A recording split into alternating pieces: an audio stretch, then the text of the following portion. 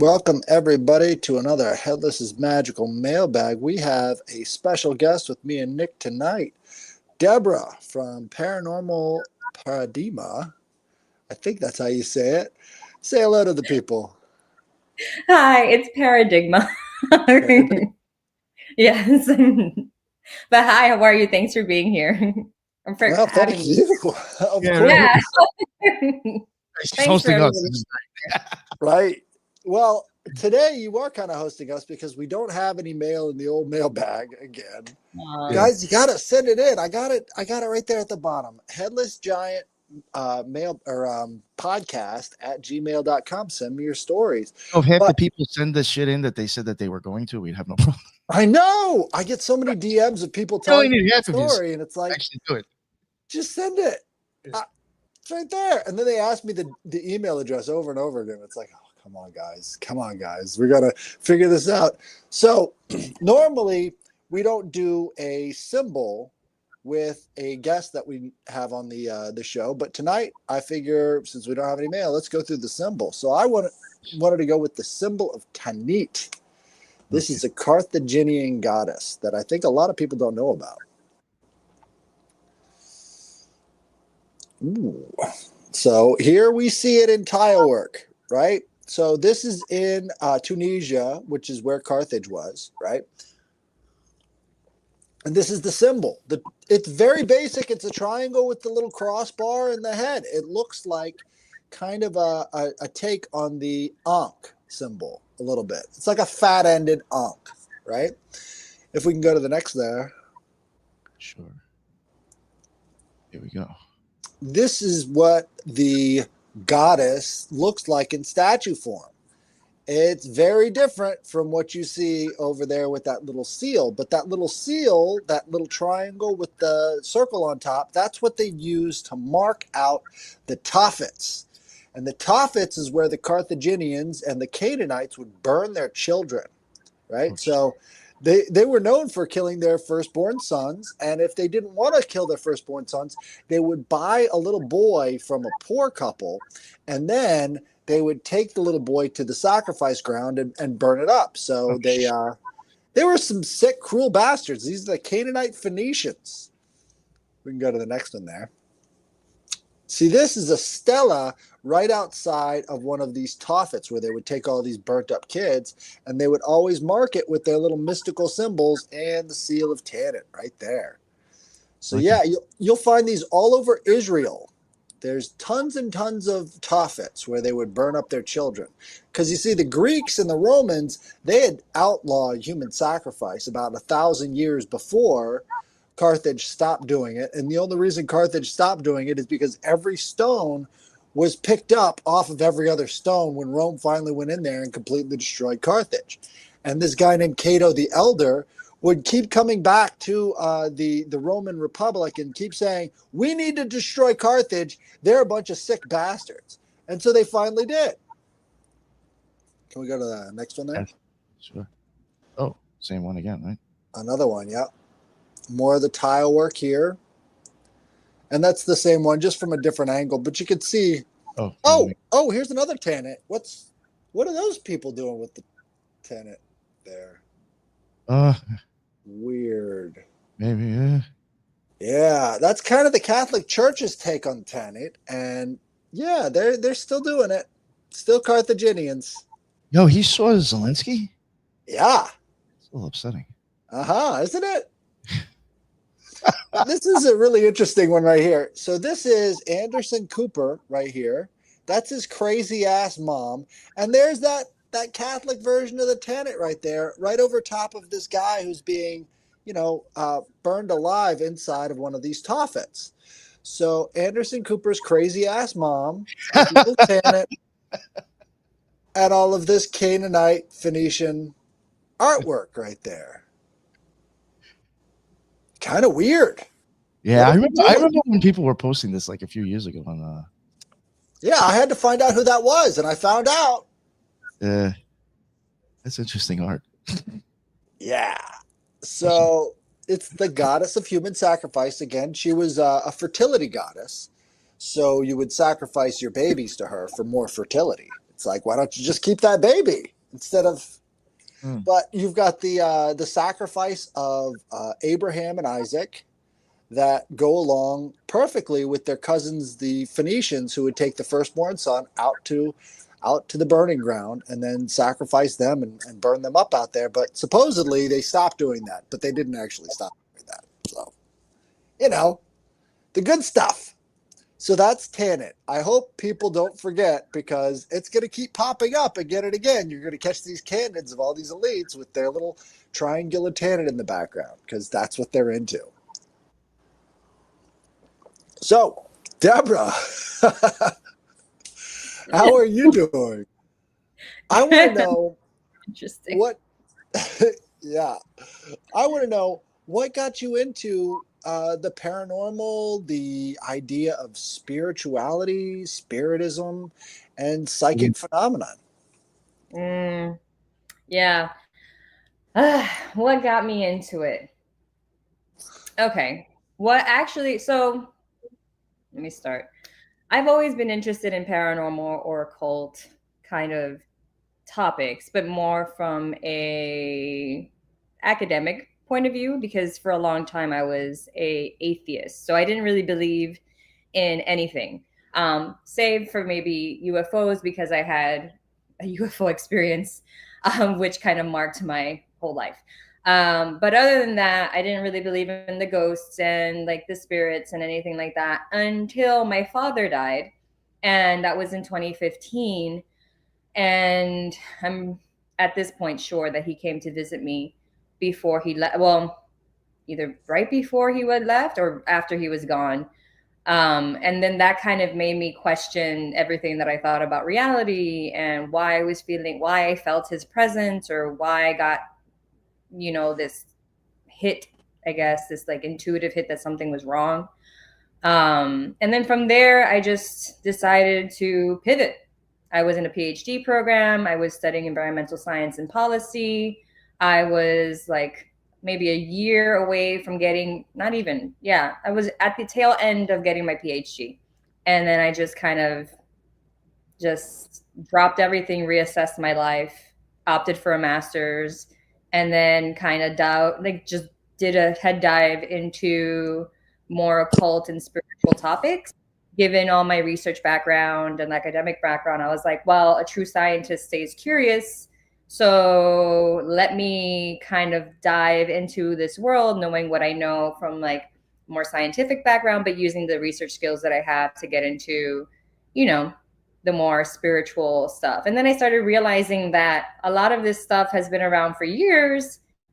The information's just been suppressed, and we've obviously all been kind of controlled in a sense as to what we are allowed to know and what we're not allowed to know. So that's how it all sort of started for me. And I've been doing that now since 2015, 2016. And, when I get into like the psychic stuff, I was doing tarot readings, and I had been doing that for the last 8 years. Like I got really good at tarot. That started like helping me redefine my own, I guess, my intuition. And that was really intuitive. But I decided that I wanted to take it a step deeper. Like I was like, well, at this point, what else can I achieve? And I I don't know. I just, they say fuck around and find out. I did. And I used dowsing rods. Yeah. I used dowsing rods to see if I can communicate with like entities. Definitely got some information on that. And the dowsing rods were basically my entryway into the psychic or medium realm, which I am part of now. And it's been a ride. It's been a ride. But that's how it's sort of been for me. It's been sort of like a progression. I didn't necessarily, do that. I haven't been doing this like all my life or anything like that. It's something that I kind of came into through some very personal and deep experiences. So let me ask about your intuition, because I know I have very, very clear flashes of intuition sometimes, but other times it seems a little bit hazy and less, connected. When you get a powerful feeling in terms of intuition, how does that manifest for you? How does that make itself recognized? Well, before entering into my medium abilities, it was just a sort of like a profound, like unquestionable knowing. You understand? Like it's something that didn't feel scary. It didn't feel strange. It sort of just came to you as a like, oh well, this is true. Like this is what it is.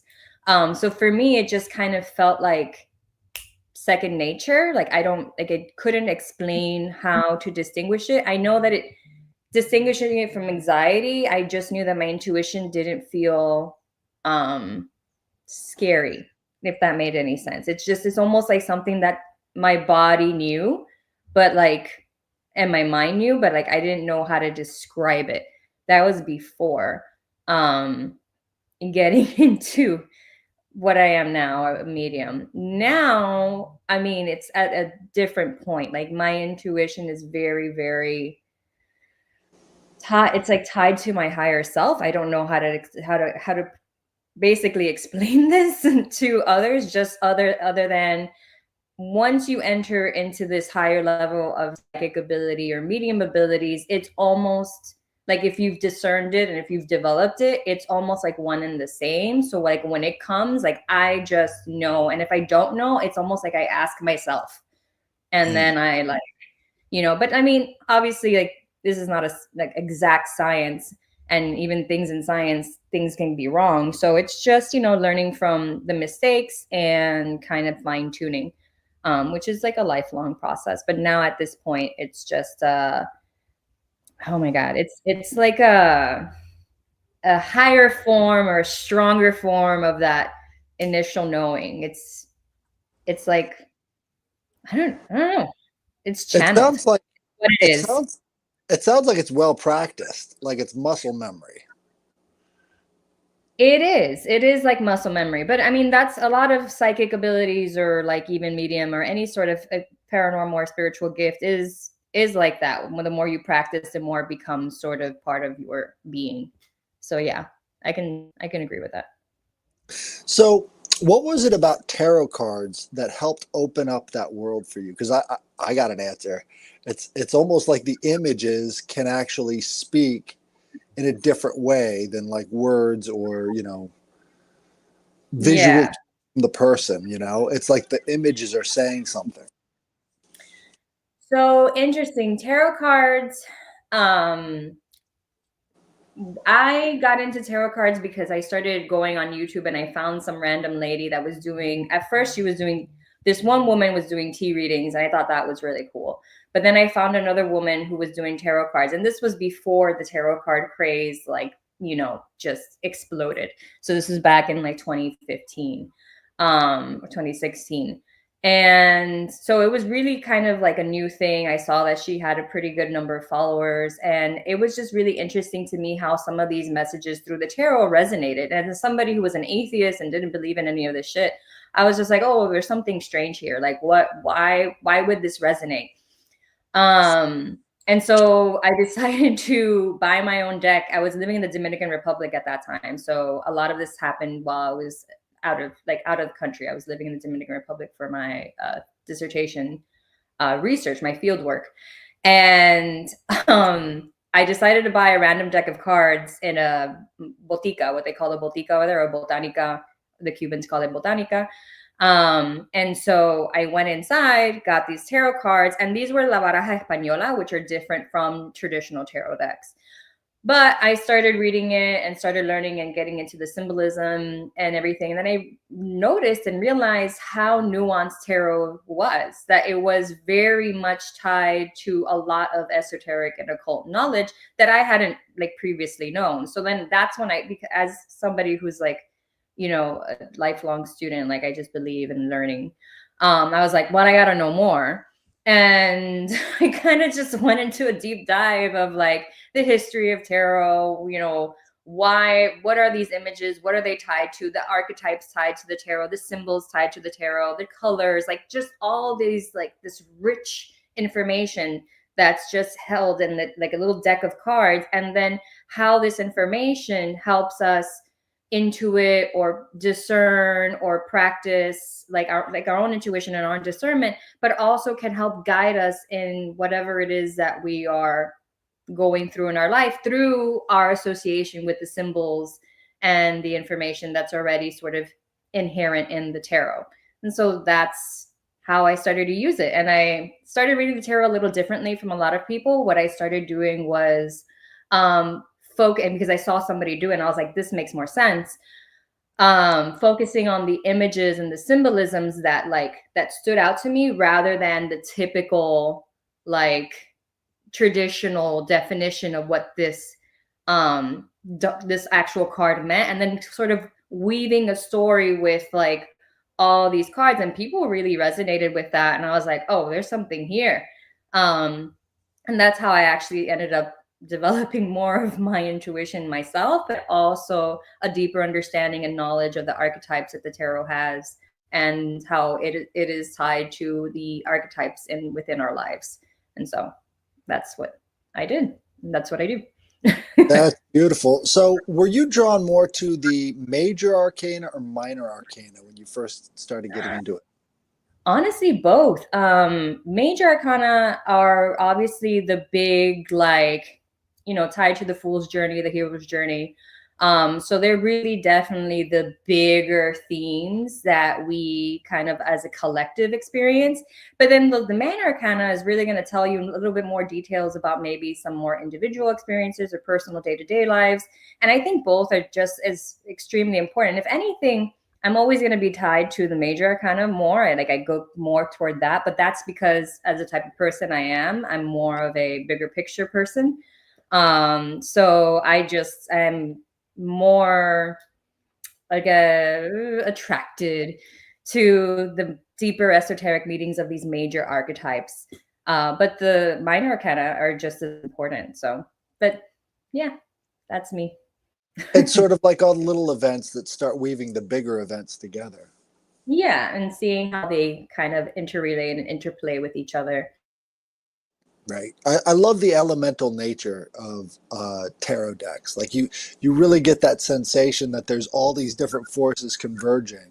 And that's where you get fate from. It's like all these different lines, crossing and then creating the energy for these events to happen. But Absolutely. it's something else when you've got the intuition to start following this stuff. It takes a lot of bravery, right? To enter into that space full time and be like, I am a psychic. That's a big step. What got you to take that plunge? Well, for a long time, I had a lot of trepidation, or sort of like I was adverse to even calling myself a psychic. And I still don't necessarily call myself a psychic just because of the connotation that the word has. Like what people tend to assume that a psychic is, or like what a psychic should be, as opposed to what it truly is.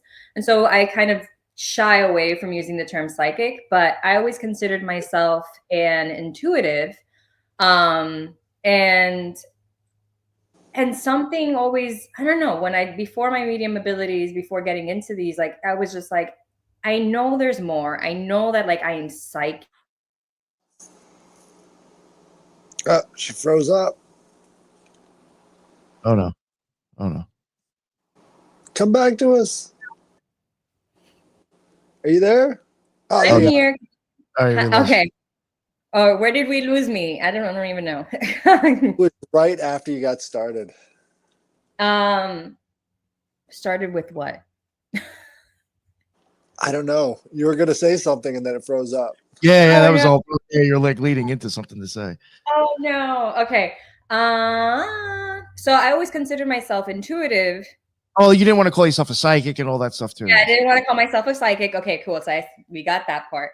And then so basically for a while I understood that there was like a degree of psychic ability, but I didn't necessarily want to be like, oh yeah, I'm a psychic, because I didn't really understand how these manifested within me. Like, because that's my thing too. Like, I kind of want to understand what's happening, or like get a good grasp of something before I start to like name myself, like label myself. You understand? Because unfortunately, or fortunately, however you look at it, labels matter.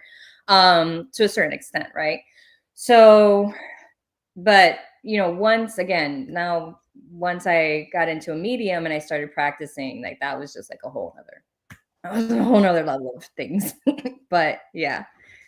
So let me ask you about your mediumship. I've been to a few spiritualist church meetings. This was Okay. in what's it called? I forget. It's a place in Virginia. It's pretty well known, but there's only like 3 or 4 like major spiritualist spots on the East Coast. But they did, the spiritualist, the medium reading right up there at the pulpit. Right. It was kind of a different experience.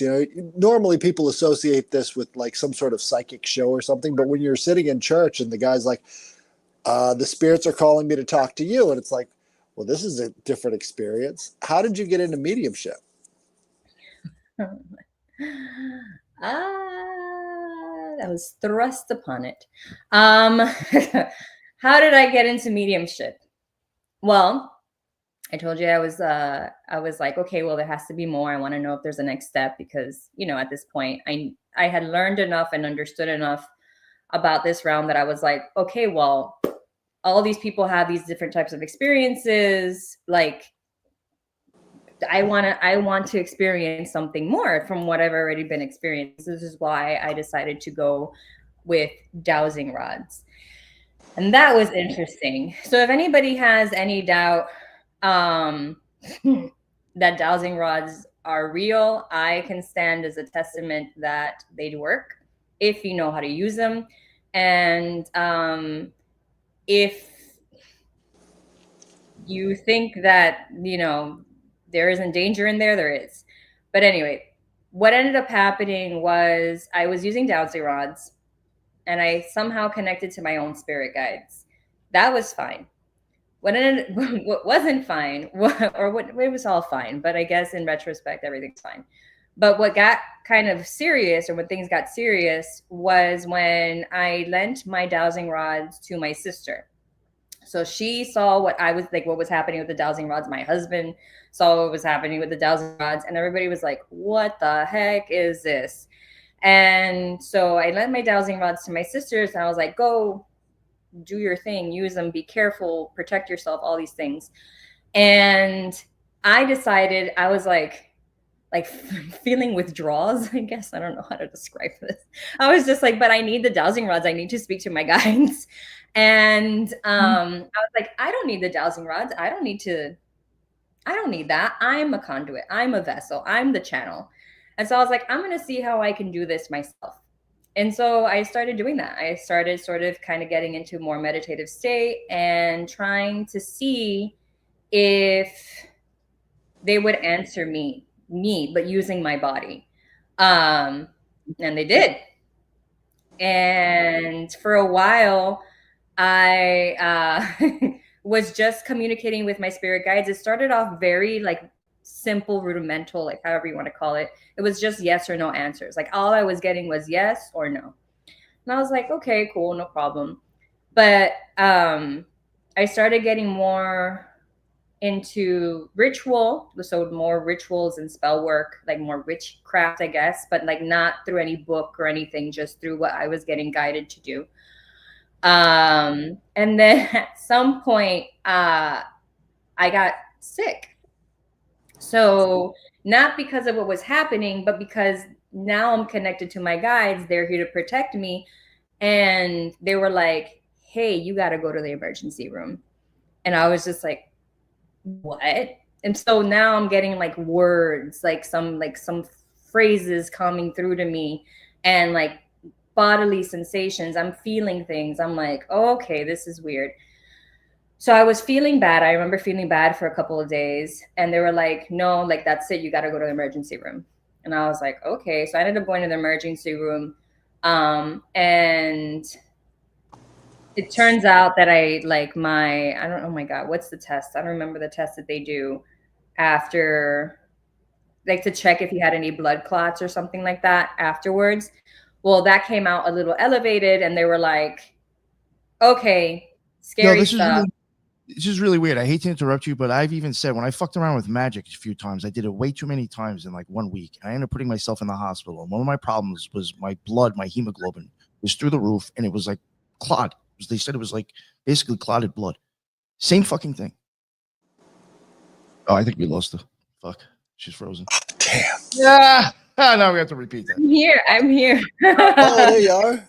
I'm here. I heard what you said. I wonder what that's like, but I don't know if it's tied, but I know I had been feeling bad for a while because before this I had been experiencing like some weird, stupid, like ask her about the eye, Nick. Hey, did you have any differences with your eyeballs? Like my pupils one would be dilated and the other one would be like one would be big and one would be small too. No, I didn't. Okay. I didn't get that. No, interesting that you did though. Yeah, very. Tap into that. See what's going on there, but I didn't get that. Okay. Oh, okay. So, whoa. But she froze again. That was a perfect time for a freeze too. Whoa. Did you? There you are. There I am. Hi. Did you deal with something kind of dark? I was just meditating. Huh? I was just meditating. No, in your meditation, or one of your guides, did you experience something? You didn't have anything dark in you, or with you? Or no, I mean it was a pretty beautiful experience. I thought. Interesting. Yeah. Okay. Yeah. We'll see. But anyway, so I had been feeling just strange. I was, I don't know what that's called, like the unknown disease that nobody can like diagnose because nobody knows what's going on with you, but you have all these symptoms. That was happening to me. And so I got to a point where like they were like, go to the emergency. Everything turned out fine afterwards, but they did see that I had some sort of clotting situation, which then went away. Point is, oh my God, I'm outside. I'm now talking to trees. By the way, I'm talking to trees. I'm talking to plants. And I start to see, they tell, oh my God, I'm going to sound so crazy, but this is my story.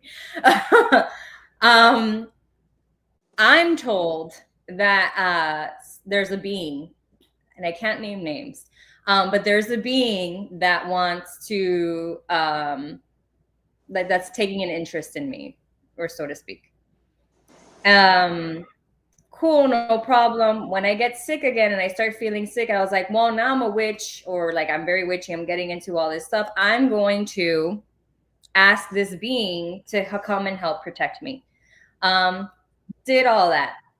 Didn't know though that by doing that, I would be opening up a portal to bigger things.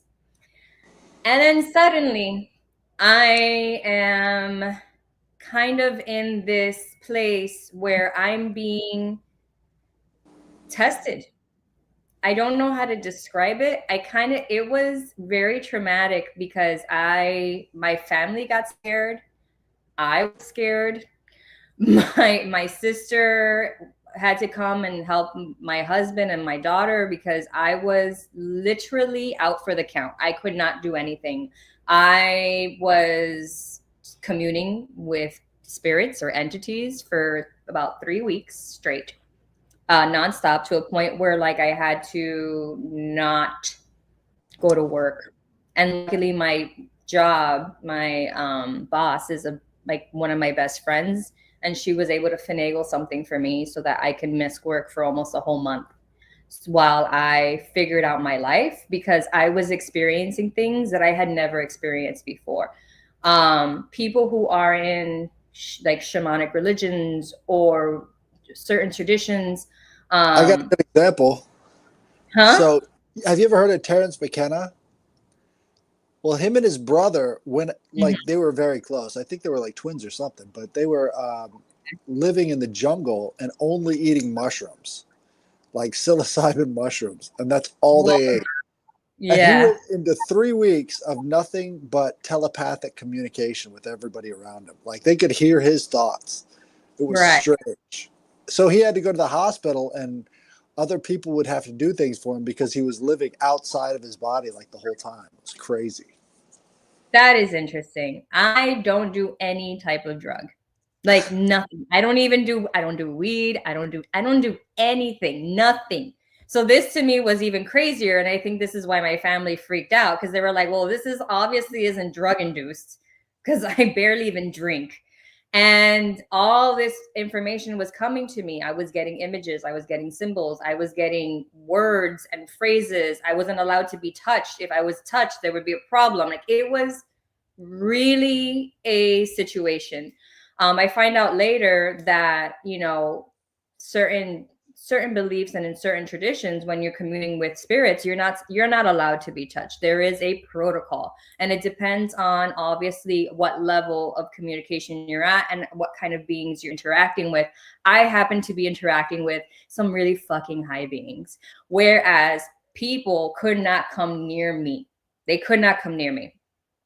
So what ends up happening, I voluntarily oh my God, I say my sister's upset, everybody's upset, and okay, everybody's upset, and I voluntarily say yes. I say yes, let Baker Act me. I don't know if you guys are associated and you know what a Baker Act is. No. No. So here in Florida, there's something called the Baker Act, and basically it's a psychiatric and psychological evaluation, but in a mental institution. So I am mentally evaluated for about a whole weekend, which was not a pleasant experience, because now I know and see what happens in mental institutions, and let me tell you, that is a crying shame. But I made it clear. I had a clear bill of health. Like, the psychiatrist was just like, I don't even know why you're here. And I was like, thank you. This is very kind of you. This is actually very validating for me, because I thought that I was going crazy, multiple like personality disorder, or like, you know, I don't know, schizophrenia. Was I hallucinating? And he was just like, no, this kind of sounds like a spiritual sort of experience. But like, you know, I was acting normal. Everything was totally fine. Anyway, point is, after that, made promises, did things, sealed contracts. I don't even know what you want to call it. And then from there on, I was told, okay, now you're in. So heal. That's all I was told. They were like, heal.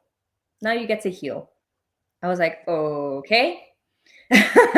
So I started doing that. And then once I got to a point where I was just like feeling okay and feeling better and like less traumatized, they were like, okay, start doing readings, start practicing, see what you get. Because I really almost like lost it. I almost went into psychosis, because I was like, this isn't real. This is not happening to me. I'm imagining things. Like, this is not real. Until they were like, okay, start doing readings. And I started doing readings. And then I started getting information from people that I didn't even know that was just like spot on. And I was like, oh my God, this is real. And so now, obviously, I've been doing this for about 8-9 months now. So I'm not like exactly like the most prolific medium to exist. But I do medium readings for pay what you can prices, and it's a way to help those that need, and also a way for me to continue to develop my skills, because obviously I'm still learning. But the way that I channel and the way that I do things is definitely different from a lot of mediums out there, because of all the things that I experienced. So I'm definitely different from a lot. And I guess that's why people are definitely interested and keep coming back. Thank God. So that's cool. Because I do also healing sessions too, which is another whole other thing that I do with my abilities. If you check out Lilydale Assembly, have you ever heard of that place?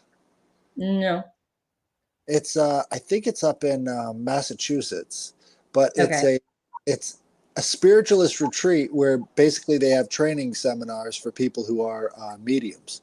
So it's like they've got a whole big assemblage of a whole bunch of literature and stuff on that. That's wild. That sounds like like almost like a Stranger Things for adults. Dude, spiritualism was the biggest religion back in the late 1800s. Like they had a lot of people into that stuff, and a lot of knowledge there. Well, the problem that I have is that I'm not a spiritualist. I'm not an anything. I know certain truths about our world and the universe that we live in, and I understand it. And I understand that all of this is one big thing. All religion comes from one big thing. So for me to like sort of just, I don't know, abide by one or commit to one doesn't feel right, because inside of me, I know that it's all the same. So I don't, like, if I were to go like a spiritualist camp or anything or anywhere, like I can see good things and I can be like, oh yeah, that's right, or oh, that's good. But then I'm going to see other things where I'm just like, it's not like that.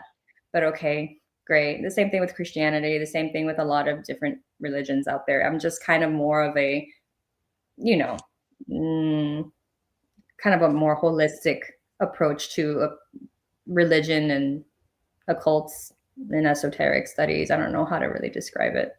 I get it. Yeah. Yeah. Definitely not a spiritualist. And not in the traditional sense, at least. But that doesn't mean that there aren't things that vibe with me. You understand? So I can vibe with a lot of different things and a lot of different religions and a lot of different people. So yeah. Great. Yeah. You can come and go as you please. One thing I did want to ask you, after you had like, I guess like your experiences, you were talking about like, I guess like flashing images or symbols and hearing things. Oh yeah. Was there any time where when this was happening, was it did you ever have like times where it was making sense of things that didn't make sense to you before?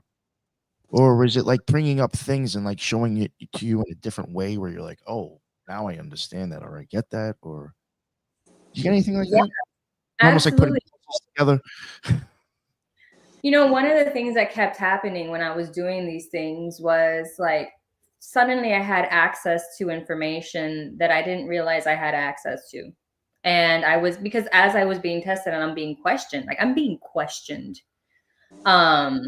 as I have access and I'm being questioned, I'm like coming up with answers that I was just like, how do I know this? And how do I know how to answer this in this specific moment? So what ended up happening was just like, yeah, like once this information came up and I started to understand, like a lot of this stuff is already innate within your soul. So like within your spirit.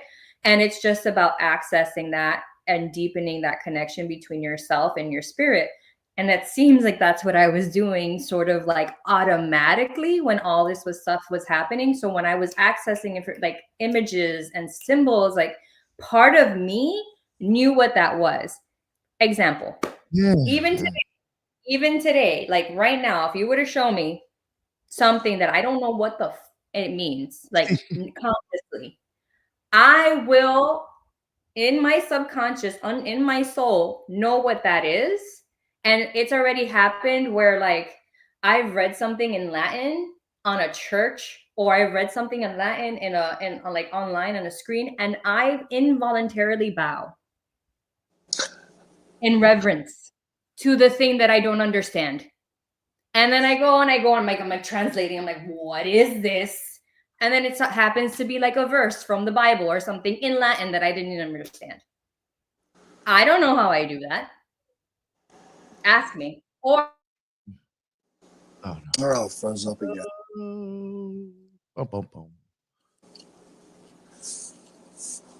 Oh, she's coming back. Maybe. Almost. The spirits of the internet are not happy. No, they won't be happy. Some of them. Am I here? Yeah. Oh, okay. Yeah. So certain things in church, certain symbols or stuff, like I will see it go like this was never happened to me before. But as the priest comes in with this thing, which I don't know what it's called, but he comes in with this huge book, and all of a sudden I'm like bowing to this book, and I'm like, I don't know what the fuck that is. I'm not religious. So like it's just like things like that like I do, out of just my soul's knowledge of what these spiritual symbols are. I just bowed to the symbol of Tanit. I don't know what that is. Like, you can check in your thing. I bowed to this thing in reverence. I don't know. What is that? I don't know. But here we are. And these are certain things that now these are part of my abilities. My ability as a medium is to channel consciousness directly to you. I can channel an entity, your spirit guide, of any sort of entity, and I serve as a divine channel to you. You speak to them through me. It's not like I get images and words and I'm like, oh, does this mean this? Or does this, you understand this? Or I'm hearing this. No, I don't get that. It is a divine straight thing from them to you through me. I don't know how to explain that. I don't know what, that's just what I do. That's where I am now. And then again, when I don't understand something, even though my soul understands it, I don't understand it. I look for it and then like I will feel deeply. I can feel things that I can't even explain about events that I don't understand. But that's how it is now.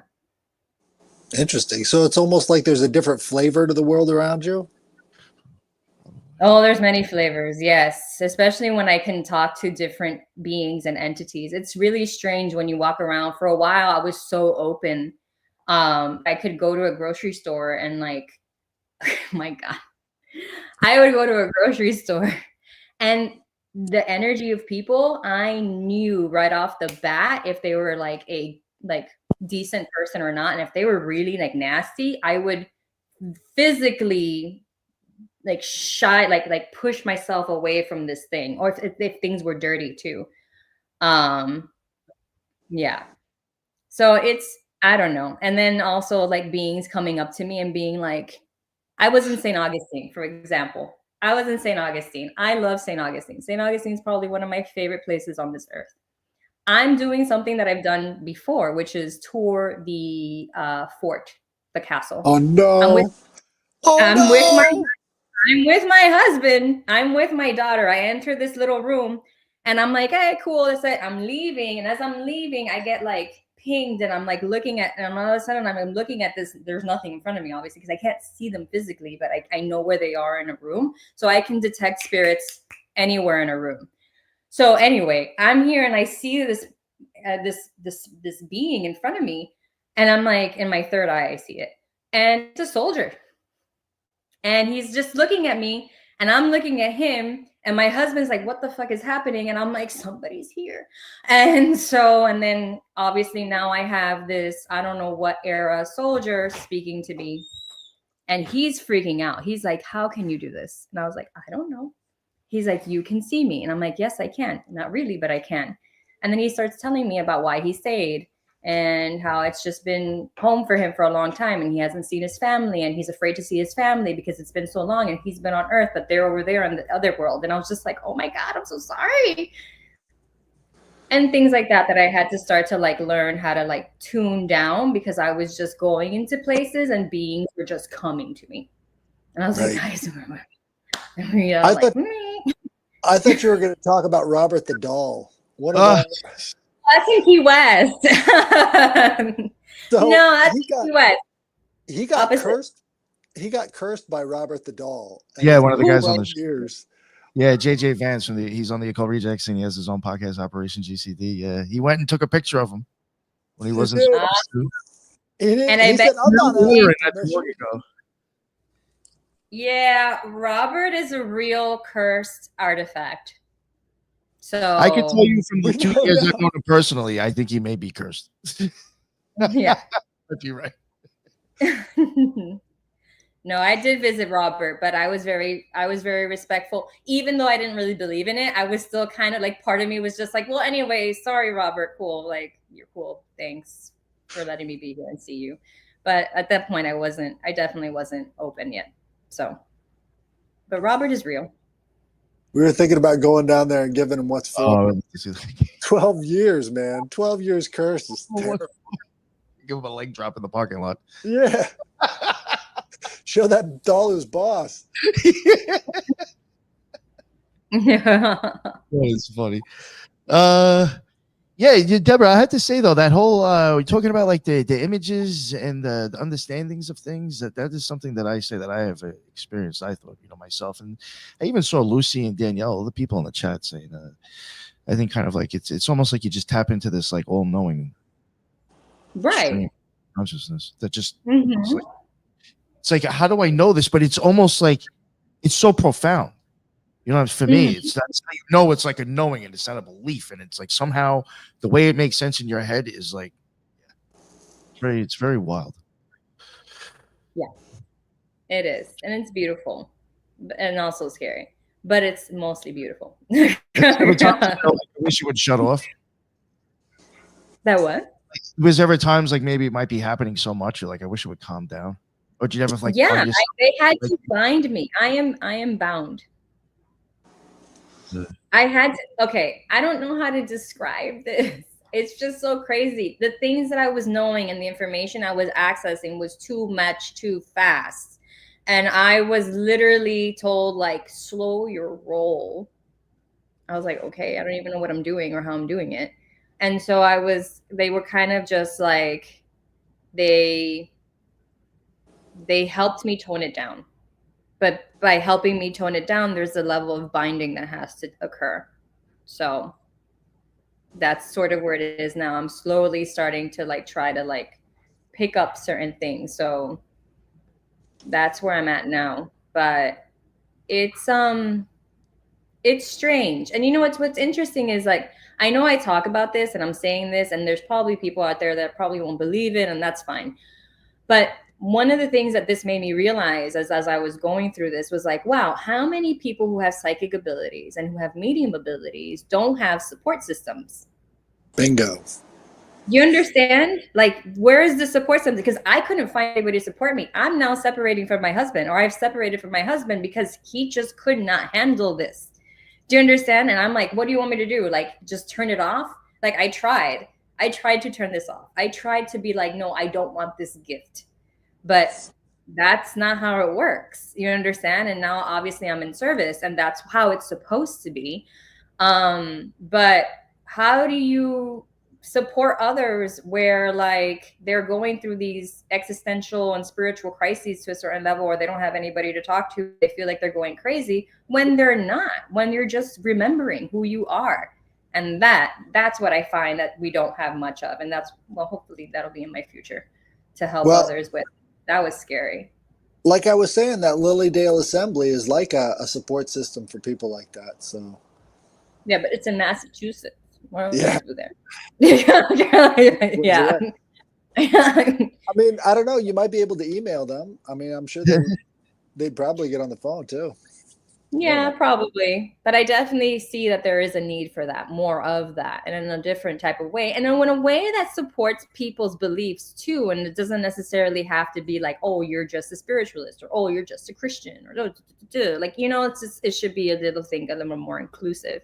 They're very non-denominational. They don't really have exactly the whole idea. Well, what they wanted to do is they wanted to combine religion and science, and that's really what the spiritualist movement was. So they wanted to try and use the powers of the mind to essentially access the other side. And it plays out how you see it on TV. That's the exact same thing that they do. But the difference is, I think, is that they started doing it as a nonprofit or a church situation. Basically it. But all of the, have you ever seen any of the old seance stuff? Because there's actually a lot of valuable stuff in there. It wasn't all just fake. There was actually other stuff. Right. Yeah. But that's the thing, and that's what people tend to think of when you think medium or psychic. They think of this movie type, or this stereotype of a psychic or a medium. Like, people looking at me down the street are never going to assume that I have abilities, which is fine for me. Like, and that's fine. But there's a lot of this like hocus pocus. Damn it. Oh, there she is. Oh no, I'm here. Yeah, we lost you after hocus pocus. Yeah, there's a lot of hocus pocus or like theatrical stuff associated with a lot of mediums, and Oh man. Well, I just wanted to say shout out Vanessa. He's wearing your shirt. She was commenting earlier. Thank you so much, Vanessa. I got mine too. I just didn't wear it tonight. Yeah. Oh, also, I got this. Oh, Ethan's yeah. book. Yeah, we lost you. There you are. We lost you for a second. Hey, I'm here. The Tao of Thoth. Yeah, this is Ethan Indigo's book, The Tao of Thought.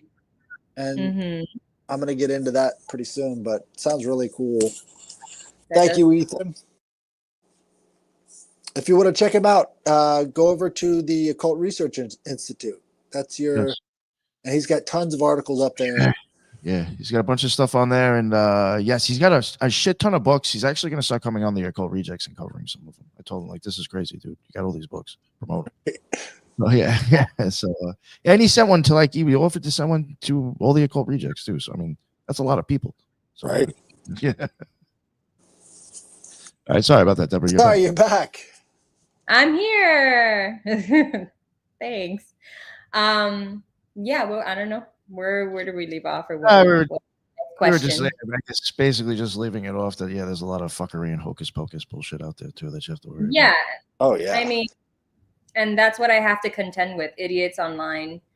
Isn't that the worst? Like when you have someone who's like authentic, it's like you almost sound like the shill because what other people are already believing in. Right. Is so silly. Your shit just what you're trying to fucking. I don't want to listen to all this. Forget about it. Yeah, I don't know. I just feel like that like very silly stuff is like considered gospel, and like right. People actually have some real deep shit to share, and experiences are just like, oh, it's fucking made up, or you're crazy, or they just don't want to listen that long. It's if it's beyond the meme, it doesn't it doesn't apply. Right. Well, oh, go ahead. No, I just agreed. Well,